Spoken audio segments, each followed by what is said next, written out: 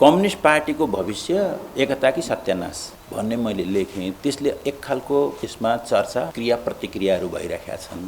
यही सन्दर्भमा हिजो हाम्रो पार्टीको पोलिट ब्युरो बैठक बस्यो र त्यहाँ पनि मैले ती प्रस्ताव खास गरी हामी अप्ठ्यारो अवस्थामा छौँ, कम्युनिस्ट आन्दोलन अप्ठ्यारो अवस्थामा छ, यसलाई रक्षा गर्न विकास गर्नका लागि हामीले कम्युनिस्ट पार्टीहरूका बीचमा एउटा समझदारी एकता यो प्रक्रियाबाट अगाडि जानुपर्छ भन्ने सन्दर्भमा पोलिट ब्युरोमा आफ्नो कुरा राखेको छु। त्यसपछि पनि त्यसको अलिकति चर्चा हुनु स्वाभाविक थियो, चर्चा भएको छ र मिडियाको साथीहरूले चाहिँ हैन यो मामला यो अवधारणालाई अलि प्रष्ट पार्नु पर्यो भन्ने हुनाले ठीक छ, एक खालले बसेर कुराकानी गरौँ, छलफल गरौँ। यसको यो अवधारणाको कुरा गर्दा एकताको कुरा गर्दाखेरि मैले के भन्न खोजेको हुँ भन्ने बारेमा एउटा स्पष्टताका लागि चाहिँ बसेर छलफल गरौँ न भन्ने सन्दर्भमा हामी जुटेका हौँ। यो कुनै पत्रकार सम्मेलन वा कुनै अभियानको घोषणा यस्तो कुनै चिज होइन। यसभन्दा अगाडि मैले भने गरेका कुराहरूकै बारेमा हामी त्यसलाई मैले अझ स्पष्ट पार्नका लागि साथीहरूसँग मैले कुराकानी गर्न खोजेको हुँ। मेरो चासो चाहिँ यो सन्दर्भमा कम्युनिस्ट आन्दोलनको एकताको कुरा गर्दाखेरि चाहिँ मेरो चासो हाम्रो मुलुकको राजनीतिमा लोकतान्त्रिक स्थिरतासँग सम्बन्धित छ, जुन कुरा मैले पटक पटक भन्दै आएको छु। किनभने हामी कहाँ हाम्रो एउटा समस्या के रहेर आएको छ, विरोधाभास के रहेर आएको छ भने कहिले लोकतन्त्र हुने स्थिरता नहुने, कहिले स्थिरताका नाममा निरङ्कुशता हुने, लोकतन्त्र नहुने, यो प्रक्रियाबाट गएको 70 वर्ष हाम्रो मुलुक गुज्रेको छ। 7 सालमा हामीले लोकतन्त्र ल्यायौँ, त्यसलाई स्थिर बनाउन सकेनौँ। 17 सालमा तथाकथित स्थिरता आयो, लोकतन्त्र हरायो। 47 सालमा फेरि हामीले लोकतन्त्र लिएर आयौँ। सुरुमा ठिकै चल्दै थियो, लगत्तै अस्थिरताका शक्तिहरू बलिया हुँदै गएर हामी फेरि अस्थिर भयौँ, त्यो लोकतन्त्र अस्थिर भयो। अनेक झन्झावातबाट एक हिसाबले करिब गृहयुद्धको नजिक पुगेर हामी चाहिँ उम्केर फेरि संविधान सभा हुँदै हामी 72 को संविधानसम्म पुग्यौँ। त्यसले नेपालको राजनीतिमा राजनीतिक र संवैधानिक हिसाबले भन्ने हो भने जनता र राज्यका बीचको अधिकार र कर्तव्यहरूको बाँडफाँडको कुरा टुङ्ग्याएको थियो। त्यो धेरै महत्त्वपूर्ण 70 वर्षको आन्दोलनले टुङ्ग्याएको मुख्य कुरा के हो भने राज्य र नागरिकका बीचको सम्बन्धलाई हाम्रो संविधानले आधारभूत रूपले लोकतान्त्रिक हिसाबले संस्थागत गरिदियो। त्यो धेरै ठुलो कुरा हो हाम्रो लागि। त्यसले त्यो अस्थिरताबाट जोगाउनका लागि एउटा ठुलो आधार दियो। त्यसलाई बोक्ने एउटा शक्ति चाहिन्थ्यो। त्यो संविधान बोक्ने राजनीतिक पार्टीले हो, त्यो शक्ति चाहिन्थ्यो। 74 को निर्वाचनले कम्युनिस्ट पार्टीको पक्षमा एउटा ठुलो जनमत दिएर त्यसले त्यो संविधानको कार्यान्वयनको अभ्यासको ग्यारेन्टी गर्यो, राजनीतिक रूपमा ग्यारेन्टी गर्यो। तर अहिलेको अवस्था भन्नुहुन्छ भने त्यो 72 र 74 का उपलब्धिहरूलाई हामीले राम्ररी रक्षा गर्न सकेका छैनौँ भन्ने कुरा देखिन्छ, खास गरी कम्युनिस्ट पार्टीको विभाजनले। यसले गर्दाखेरि नेपालमा लोकतन्त्र, वामपन्थ यो चाहिँ नेपालको स्थिरता र अस्थिरतासँग जोडिएका प्रश्न हुन्। यो नेकपा एमाले, अर्को माओवादी, अर्को काङ्ग्रेस, हाम्रा बीचका झगडा, हाम्रा बीचका आग्रह, हाम्रा बीचका खुट्टा तानातानमा मात्रै सीमित छैन। यो प्रश्न हाम्रो लोकतान्त्रिक स्थिरतासँग छ, यसर्थ हाम्रो लोकतन्त्र र वामपन्थको भविष्यसँग सम्बन्धित छ। यसर्थ यसलाई त्यही उचाइबाट यो प्रश्नलाई हेर्नुपर्छ भन्ने मेरो पहिलो कुरा हो। दोस्रो कुरा चाहिँ अहिले किन आवश्यक छ भन्दा एउटा त यो बृहत सन्दर्भमा आवश्यक छ। त्यसबाहेक पार्टीका रूपमा नेकपा एमालेको हिसाबले एकताको पक्षमा हामीले किन जानुपर्छ, हामीले किन पहल कदमी गर्नुपर्छ, हामीले किन लिड गर्नुपर्छ भन्छु मैले त। किनभने हामीले लिड नगरिकन, नेकपा एमाले लिड नगरिकन, नेतृत्व नगरिकन यो एकता हुँदैन। किनभने हामी ठुलो पार्टी हौँ। त्यति मात्रै होइन, स्वयं नेकपा एमाले नेपालको कम्युनिस्ट आन्दोलनको एकताको प्रतिनिधि हो, एकताको नेता हो, एकताको मूल प्रवाह हो। यसले गर्दाखेरि आज पनि उसको दायित्व हो कि नेपालको कम्युनिस्ट आन्दोलनको यथोचित प्रतिनिधित्व गर्नु, शानदार प्रतिनिधित्व गर्नु स्वयं नेकपा एमालेको दायित्व हो भन्ने अर्थमा मेरो हिस्ट्रीलाई, मेरो पार्टीको हिस्ट्रीलाई मैले यसरी बुझ्छु, मेरो पार्टीको इतिहासलाई मैले यसरी बुझ्छु। यसर्थ आज पनि त्यो चुनौती र त्यो दायित्व नेकपा एमालेको काँधमा छ है, यसले नेतृत्व गर्नुपर्छ है भन्ने मलाई लाग्छ। एउटा धेरै महत्त्वपूर्ण कुरा यो हो। दोस्रो कुरा के छ भने यो विभाजनको सैद्धान्तिक र वैचारिक आधार छैन। कम्तीमा 3टा पार्टीहरू, अरू पनि जुन पार्टी, जुन कम्युनिस्ट पार्टी चुनावमा जान्छु भन्छ, ती पार्टीका बीचमा अहिले वैचारिक र सैद्धान्तिक रूपमा समस्याहरू छैनन् अथवा विभाजनको औचित्य छैन। यदि तपाईँ जानुहुन्छ भने के भनेर जानुहुन्छ? समाजवाद ल्याउने हो भनेर जानुहुन्छ। आजै समाजवादी उत्पादन सम्बन्ध कायम गर्न सक्नुहुन्छ? सक्नुहुन्न। त्यसको तयारी गर्नुपर्छ। त्यसका लागि के गर्नुपर्छ? मुलुकलाई समृद्धितर्फ लैजानुपर्छ। यसको मैले त्यसलाई राष्ट्रिय पुँजीको पर्याप्त विकास गर्नुपर्छ भन्ने गरेको छु। आजको कार्यक्रम त्यही हो। भने सैद्धान्तिक रूपमा हिँड्ने बाटोका रूपमा पनि हामी लोकतान्त्रिक हिसाबले जाने हो। यसमा पनि केही फरक छैन। हामीले मार्क्सवाद लेनिनवाद भने पनि हैन, र जाने बाटोको कुरा गरे पनि, जाने तरिकाको कुरा गरे पनि, सङ्गठनात्मक सिद्धान्तहरूको कुरा गरे पनि एउटै कुरा गर्छौँ। त्यो नेकपा एमाले गर्ने कुरा पनि त्यही हो, नेकपा माओवादी केन्द्रले गर्ने कुरा पनि त्यही हो, र यो एकीकृत समाजवादीले गर्ने पनि कुरा त्यही हो। त्यही कुरा गर्छौँ। वैचारिक र सैद्धान्तिक रूपमा एउटै कुरा गरेर 3टा पार्टी किन जरुरी छ? योभन्दा हास्यास्पद कुरा के हुन्छ? त्यसो गर्दा यो रामरमिता, सिद्धान्त र विचारको यो रामरमिता गर्न हुँदैन हामीले चाहिँ भन्ने मलाई लाग्छ। यो दोस्रो कारण हो। केही राजनीतिक कारण छन्। त्यो राजनीतिक कारण भनेको खास गरी पुस 5 मा गरिएको विघटन, त्यो एउटा राजनीतिक मुद्दा हो जहाँ हामी विभाजित छौँ। यो कुरा स्वयं अदालतले, संवैधानिक बेन्चले यसलाई निर्णय गरिदिइसकेका छ र अब यो संविधान रहेसम्म यो फेरि के अरे संविधान अनुसार संसद विघटन गर्न हुन्थ्यो कि हुँदैन थियो भन्ने कुरा निश्चित भइसकेको छ। यो संविधान रहेसम्म यो उल्टिँदैन। र कथम अर्को चुनौती के छ भने यदि सर्वोच्च अदालतको त्यो निर्णय गलत छ भनेर हामीले जाने हो भने हेर्नु होला यो संविधान भत्किन सुरु गर्छ। अब पनि फेरि के अरे संसदको विघटनहरू, यस खालका विघटनहरू ठिक छन् भनेर जानुको अर्थ के हुन्छ भने हामी सोझासोझी अस्थिरताको पक्षमा हिँड्नु हुन्छ। जुन काम नेकपा एमालेको तर्फबाट, यति जिम्मेवार पार्टीको तर्फबाट हामीले गर्न हुँदैन, गर्दैनौँ। दोस्रो कुरा, त्यो टुङ्गो लगाइसकेका छ कि एउटा राजनीतिक मामला थियो जहाँबाट हामी विभाजित भयौँ। पुस 5 को विभाजनबाट हामी विभाजित भएका थियौँ। त्यो अदालतले टुङ्गै लगाइसकेका छ भने यो इतिहासको घटना भइसक्यो। राजनीतिक रूपमा एउटा घटना हो कि संसदको विघटन ठिक थियो कि बेठिक थियो भन्ने राजनीतिक विवाद हो यो, जसको टुङ्गो लगाइसकेका छ। वैचारिक र सैद्धान्तिक रूपमा कुनै भिन्नता छैन भने यिनीहरू अलग अलग पार्टीका रूपमा रहनु कुनै औचित्य छैन भन्ने मलाई लागेको हो।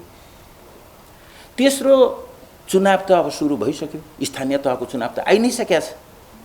यो चुनावलाई वामहरूको पक्षमा यसको रिजल्टलाई, यसको परिणामलाई ग्यारेन्टी गर्नका लागि जित्न नेकपा एमाले ठुलो पार्टी हो, यसले आफ्नो साइज अनुसार जितिहाल्छ।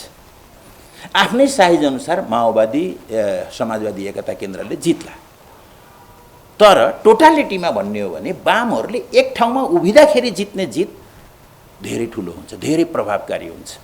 जोसुकै गणितज्ञले पनि यही कुरा भन्छ होला सायद। त्यसो गर्दाखेरि चाहिँ यो वामहरूको पक्षमा, कम्युनिस्ट पार्टीको पक्षमा, कम्युनिस्ट आन्दोलनको पक्षमा यो परिणामलाई सुनिश्चित गर्नका लागि पनि हामीले अहिले एकता गर्नु बाहेक अर्को उपाय छैन भन्ने मलाई लागेको। तेस्रो कुरा चाहिँ चौथो कुरा चाहिँ कम्युनिस्ट पार्टीका जोसुकै पनि इमान्दार मान्छेहरू जसले कम्युनिस्ट पार्टीको निर्माणमा भूमिका खेलेका छन् ती सबै कार्यकर्ता ती नेता एकताको पक्षमा छ। यसको केही खास अर्थ छ, यसको इतिहास छ, तिनले चुनौती देखेका छन्, तिनले भविष्य पनि देखेका छन्, चुनौती पनि देखेका छन्।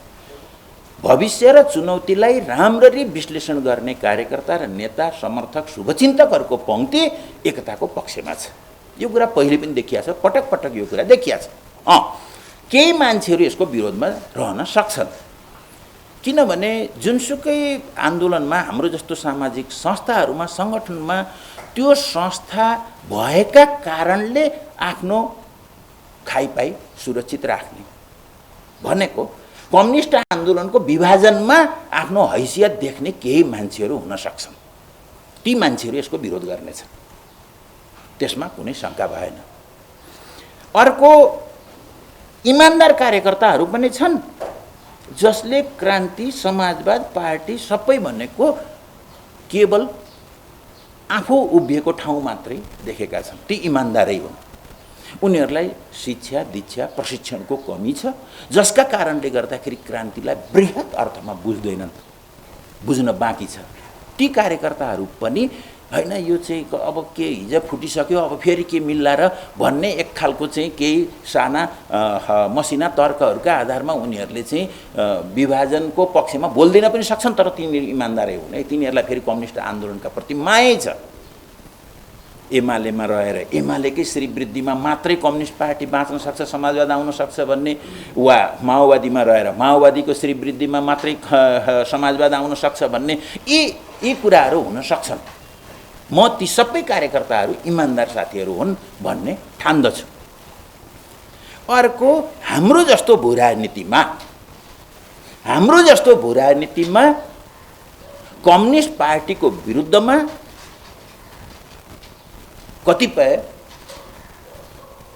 गतिविधिहरू हुनु एकदमै जोसुकै राजनीति शास्त्रीले, जोसुकै हाम्रो जस्तो समाजको समाजशास्त्रीले, हाम्रो जस्तो मुलुकको अर्थशास्त्रीले समेत बुझ्ने कुरा हो कि यसमा भूराजनीतिक दबावहरू, किनभने हिजो पनि परेर आएको हाम्रो मुलुकको माइक्रो म्यानेजमेन्ट भन्दै आएका हौँ हामीले, अरूले त्यस्तो माइक्रो म्यानेजमेन्ट गर्दै आएका हुन्। त्यसले गर्दाखेरि कम्युनिस्ट पार्टीको मात्रै कुरा होइन, यहाँ काङ्ग्रेस पार्टी नै पनि स्वाधीनतापूर्वक आफ्नो मुद्दामा चाहिँ फैसला गर्ने गरी काङ्ग्रेस उभिन्छ भन्ने भयो भने त्यसलाई पनि फोड्न लाग्छन् ती शक्तिहरू। ती अस्थिरताका शक्ति हुन्, ती हामीलाई अस्थिर पार्ने शक्ति हुन्। हाम्रो लोकतन्त्र र हाम्रो वामपन्थलाई विभाजित गर्ने शक्तिहरूले यसलाई प्रभावित पार्छन्। त्यो अन्तर्राष्ट्रिय साहित्य हुनसक्छ, अन्तर्राष्ट्रिय विचारधारा हुनसक्छ, अन्तर्राष्ट्रिय देखिने संस्था हुन सक्छन्, अन्तर्राष्ट्रिय नदेखिने संस्था हुन्छन्। तिनीहरूले पनि हामीलाई विभाजितै राखिराख्नका लागि तिनीहरूले प्रयत्न गर्नेछन्। यी बाहेक, यी तीन खालका बाहेक अरू आम कार्यकर्ता कम्युनिस्ट भनेर भनिने त्यो आदर्शले प्रेरित तिम्रो सुख यो संसारको सुख मेरो सुख हो, यो संसारको दुःख मेरो दुःख हो भनेर कसम खाएर हिँडेको यति बुझेको जोसुकै मान्छे आज एकताको पक्षमा छ भन्ने मलाई लाग्छ। त्यस आधारमा मैले यसको औचित्य छ है भन्ने लागेको हो। अब यतापट्टि माधव प्रचण्डजीको आँखाबाट हेर्दाखेरि चाहिँ यो ओलीजी कम्युनिस्ट आन्दोलनको खतरनाक तत्त्व हो भन्ने अर्थमा व्यक्त हुने, ओलीजीले चाहिँ माधव र प्रचण्ड खतरनाक तत्त्व हुन् भनेर भनिदिने, बाहिरका बसेर हेर्दा के देखिने भन्दाखेरि यी दुईटै खतरनाक तत्त्व हुन्, किनभने एकले अर्कालाई खतरनाक भनेको छ, अर्काले अर्कालाई खतरनाक भनेको छ भनेपछि त अनि कम्युनिस्ट लडेका छन्, एउटा कम्युनिस्ट अर्को कम्युनिस्टको विरुद्धमा लडेको छ, एउटा कम्युनिस्ट अर्को कम्युनिस्टलाई खतरनाक देख्छ। सैद्धान्तिक रूपमा केही पनि फरक छैन भने बाहिर बाटोमा हिँड्ने सामान्य मान्छेले के बुझ्ने भयो भन्दाखेरि चाहिँ के प्रचार जाने भयो भने जुन मलाई डर लागिरहेको छ मुलुकमा कि यी दुईटै खतरनाक छन्, यी दुवै पक्ष चाहिँ खतरनाक हुन् हैन, सामान्य मान्छेले यसरी बुझ्ने भयो। यसो गर्दाखेरि पनि हामी यी सबै कुराभन्दा मास्तिर उठेर हामीले हेर्नुपर्छ र कम्युनिस्ट आन्दोलनलाई एकताबद्ध पार्नुपर्छ। नेपालको कम्युनिस्ट आन्दोलनलाई एकताबद्ध पार्ने भनेको नेपालको लोकतान्त्रिक स्थिरतालाई बलियो बनाउने हो, हाम्रो लोकतन्त्रलाई बलियो बनाउने हो, वामपन्थलाई बलियो बनाउने हो। सपाट कुरा यति नै हो। अब अहिले उठेको प्रश्नमा चुनाव आइसक्यो कसरी एकता हुन्छ यो नहुने कुरा भन्ने छ। यो हामीले पहिले पनि के भएको थियो भन्दाखेरि चाहिँ 74 सालमा हामीले जतिखेर गठबन्धन गर्ने घोषणा गर्यौं एक खालले त्यसलाई छापामार स्टाइलले भन्ने मैले पनि भन्ने गरेको छु। किनभने त्योभन्दा केही समय अगाडिदेखि 1.5-2 वर्ष अगाडिदेखि कम्युनिस्ट आन्दोलनको सिद्धान्तहरू अब एक भइसके। नेकपा एमाले र माओवादी केन्द्रको सिद्धान्तमा फरक छैन। सैद्धान्तिक रूपले यिनीहरू अलग रहन पर्दैन, यिनी एकीकृत हुनुपर्छ भन्ने कुरा हामीले गर्दाखेरि मेरै समेत विरोध भएको थियो। यस्ता हैन मार्क्सवादको नाममा यसरी पार्टी विरोधी गतिविधि चलाएर हिँड्ने भनेर चाहिँ भएको थियो र त्यो कहिलेसम्म भन्दा भदौसम्म भएको थियो। 74 सालको भदौसम्म मेरो विरोध हुँदै थियो। त्यो पटक पटक हाम्रो स्थायी कमिटीमा पनि उठाएको थियो यस्तो कुराहरू। तर असोजमा अचानक हामी एकता गर्यौं। कसरी भयो कसरी बोलायो त्यतापट्टि नजाउँ, यो सबै कुरा बाहिर आएको छ। त्यही बीचमा एक खालको नेताहरूका बीचमा भन्ने नि भन चलिरहेको बीचमा बेलामा अचानक त्यो कुरा आयो। किनभने अगाडि मङ्सिरमा हाम्रो चुनाव थियो। मङ्सिरको चुनावमा का लागि असोजको मध्यमा 15 कि 17 गते हामीले त्यो गर्न सक्छौं भने अहिले पनि हामीलाई कम दिन छैन। यसर्थ समय छैन भन्ने कुरा बेकार कुरा हो। समय छ, पर्याप्त समय छ। बरु हिजोका अभ्यासहरूले के गर्दाखेरि कमी रहँदा रहेछन्, कसरी एकतालाई झन् राम्रो बनाउन सकिन्छ भनेर सिक्नका लागि हामीसँग त झन् उदाहरण पनि भइसकेको छ। त्यसले गर्दा हामीलाई हिजोभन्दा आज एकतालाई सजिलो छ। एक दोस्रो कुरा व्यवहारिक कुरा के हुन्छ भन्दा आज दुईटै पार्टी तीनटा पार्टी एक ठाउँमा उभिहाल्लान्, तत्काल यत्तिकै आजको जुन एक खालको कृत्रिम रूपले बनाइएको दूरी,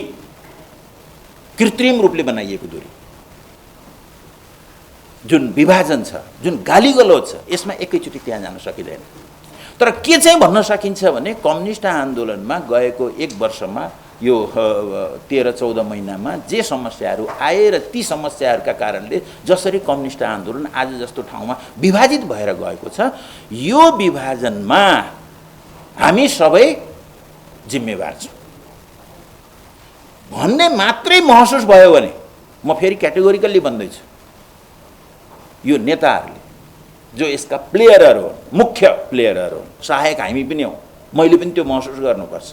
यसमा एकजना दुईजना तीनजनाको होइन, धेरै वा थोरै कसको के हो होइन, यथोचित पद अनुसार भूमिका अनुसार यो विभाजनमा तिनीहरूको योगदान छ। विभाजनका लागि तिनीहरूले खूब मेहनत गरेका छन्, योगदान गरेका छन्, पसिना बगाएका छन् भनौँ न। अझ होइन यो साना दुःखले विभाजन भएको छैन भन्छु क्या मैले चाहिँ। हामीले साना मेहनतले विभाजन गरे होइन, कम्युनिस्ट आन्दोलनलाई साना दुःखले चाहिँ हामीले बर्बाद पारे होइन भन्छु कि कहिलेकाहीँ मैले चाहिँ। हो, यसका लागि सबैले यो महसुस गरिदिउँ कि हामी सबै जिम्मेवार छौँ। कसको कति छ पछि विचार गरौँला भन्ने एउटा मात्र स्टेटमेन्ट भयो भने अहिले गठबन्धन चाहिँ बन्न सक्छ। यो चुनावमा गठबन्धन बन्न सक्छ। हामीले गल्ती गरेका छौँ। हामीले गल्ती नगरिकन यो अर्कैले आएर फोड दिएको होइन, यसको जिम्मेवार हामी हो। यति मात्रै भनियो भने एउटा प्रक्रिया सुरु भइहाल्छ। यसले गठबन्धन, चुनावमा हाम्रो एउटा गठबन्धन बन्ने प्रशस्त सम्भावना छ। राजनीतिक रूपले यति मात्रै भन्दाखेरि हुन्छ भन्ने लाग्छ मलाई चाहिँ। त्यसपछिको कुरा हामीले पछि नै गरौँला। त्यसपछि पार्टी एकताका लागि छलफल चलाउन सकिन्छ। अब अनुभवले के बताउँछ भने नेताहरूका स्वार्थमा आधारित एकता टिक्दैन भन्ने कुरा बुझिसकिया छ। यसले गर्दा आगामी एकता, कम्युनिस्ट पार्टीको एकता हुँदाखेरि त्यो नेताहरूको स्वार्थ, निजी स्वार्थमा टेकेर त्यसका आधारमा कम्युनिस्ट पार्टी बलियो हुँदाखेरि नेताहरूको पनि निजी स्वार्थ पनि त्यही पुरा होलान्, त्यो स्वाभाविक छ। तर तिनका स्वार्थमा आधारित भएर एकता भयो भने एकताको हालत यस्तो हुन्छ भन्ने कुरा दुनियाँले हामीले बुझिसकेका छौँ। फेरि त्यो हाम्रो पार्टीभित्र पनि कमरेड ओलीलाई हामीले केही बुझाउन पर्ने बाँकी छ, नत्र भने सबैले बुझेका छन्। त्यो स्ट्यान्डिङ कमिटी, पोलिट ब्युरो सबैले बुझेका छन्, तल कार्यकर्ताले बुझेका छन्। मैले अहिले भने अहिले 3 खालका मान्छेहरूले बुझ्न केही बाँकी होला, अरू सबैले यो कुरा बुझिसकेका छन्। माओवादीमा पनि त्यही हो, यो एकीकृत समाजवादीमा पनि त्यही हो। र जाने बाटो चाहिँ यो हो भन्ने लाग्छ मलाई चाहिँ। अहिले सामान्यतया मैले यो कम्युनिस्ट एकताका सम्बन्धमा, गठबन्धनका सन्दर्भमा, मोर्चाका सन्दर्भमा सोचेको कुरा यति हो। मैले यति नै मेरो तर्फबाट भन्नुपर्ने, स्पष्ट पार्नुपर्ने कुरा छ साथी हो। योभन्दा बढी कुरा छैन। धन्यवाद।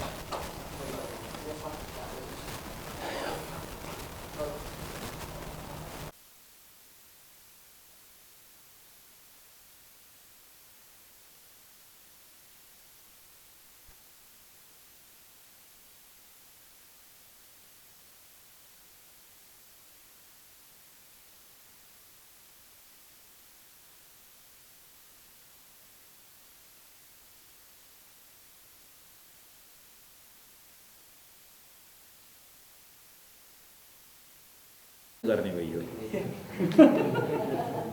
36 सालको कुरा।